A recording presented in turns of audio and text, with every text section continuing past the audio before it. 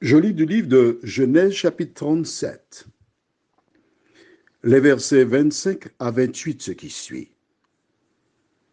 Il n'y avait point d'eau.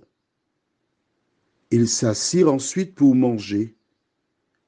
Ayant levé les yeux, ils virent une caravane d'Ismaélites venant de Galaad. Leurs chameaux étaient chargés d'aromates, de baume et de myrrhe qu'ils transportaient en Égypte. Alors Judas dit à ses frères, « Que gagnerons-nous à tuer notre frère et à cacher son sang? Venez, vendons-le aux Ismaélites et ne mettons pas la main sur lui, car il est notre frère, notre chair. » Et ses frères l'écoutèrent. Notre thème, c'est image. Prions. Notre Seigneur, notre Dieu, nous avons vu hier que Joseph pleura.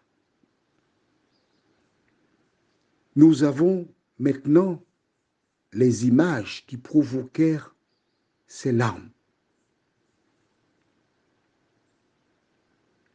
Seigneur, nous sommes souvent l'objet d'agressions, de mauvais traitements. Et nous oublions qui pousse les gens à se comporter de la sorte. Viens, en cet instant, ô Dieu, nous poser les bonnes questions pour savoir qui nous anime, nous t'en prions. Au nom de Jésus et pour ta gloire éternelle. Amen. Tu te rappelles hier, Joseph pleura.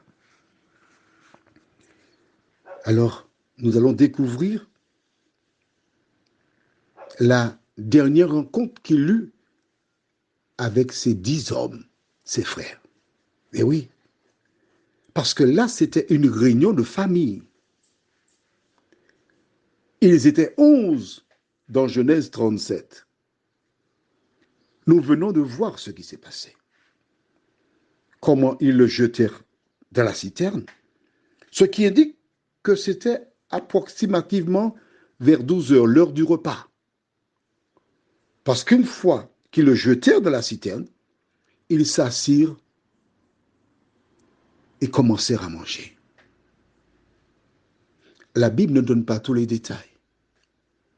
Mais étant un scénariste, c'est-à-dire que je rédige des scénarios pour des films, et Dieu a permis que j'en fasse 2, le prix de la liberté sur la grève de Chalvet de 74, qui est passé en télévision, et L'aveugle et la lumière, qui est aussi passé en télévision, ainsi qu'à Madiana, une salle de cinéma.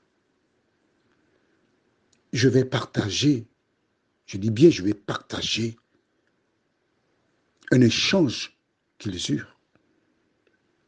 J'imagine sans difficulté Joseph dans la citerne qui dit, mes frères, mais pourquoi vous faites ça? Pourquoi vous me faites ça, mes frères? Et finalement, il avoue, parce que tu rapportes tout ce que nous disons à papa. À cause de toi, papa nous fait des réprimandes. Papa te préfère. Tu es l'enfant préféré de papa. Voilà pourquoi on a assez avec toi. Maintenant, on va se débarrasser de toi. Et papa agira autrement à notre endroit. Il a dû certainement poser la question. Il a entendu la réponse.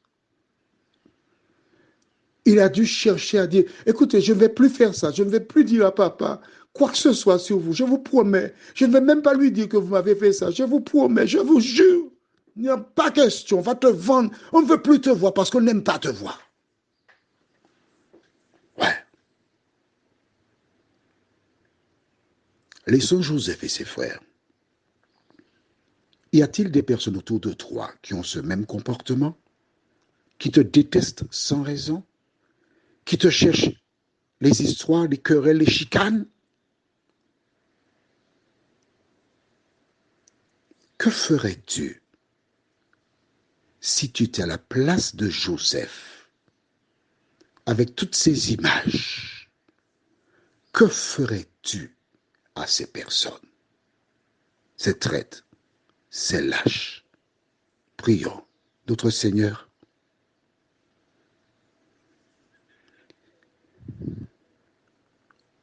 je reconnais que ce n'est pas facile.